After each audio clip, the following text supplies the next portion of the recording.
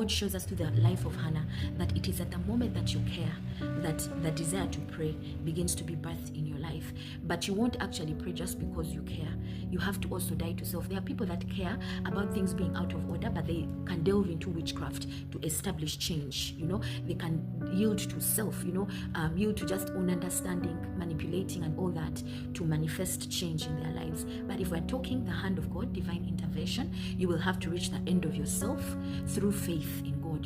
It is faith in God actually that sponsors our death to self, because faith comes by hearing and hearing by the word of God. The word of God is always pointing you to his ability and pointing you away from your own ability, pointing you away from your own ways, from your own understanding, bringing you into conformity to the ways of God, to the understanding of God, to the thoughts of God, to the mind of God, to the desires of God, and everything within that context. So caring, death to self, faith in God will birth the ministry of prayer in a person's life.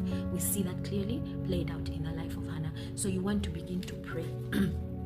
Pray. You want to begin to pray. This in itself, the knowledge of God, stirs a desire for us to pray. Prayer is being genuine with God. So you can tell God, I don't pray, I don't care to pray, I don't even understand why I should pray. Give me understanding. Understanding will come, understanding will come. When it comes to Hannah's life, we can see that prayer is an invitation. Even in the life of Jesus, prayer is an invitation. Nobody comes to pray because they are so holy or so righteous. No, it is by the grace of God that we actually respond to the call to pray, and it is by the grace of God that we actually pray and pray without ceasing. And one of the ways in which God stirs us to the place of prayer is by showing us that the flesh will always fail us. The flesh failed Hannah time and time and time again until God actually broke her through that failure, through her yielding herself to the flesh. The flesh failed her time and time again, and that was God's means of breaking her to humility, breaking her pride of thinking it can be done in her by the arm of flesh.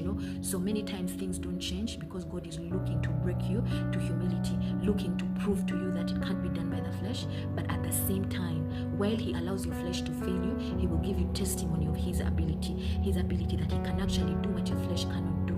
So when you reach the end of yourself, you will find the beginning of God simultaneously. While God allows your flesh to break you, at the same time he is demonstrating to you.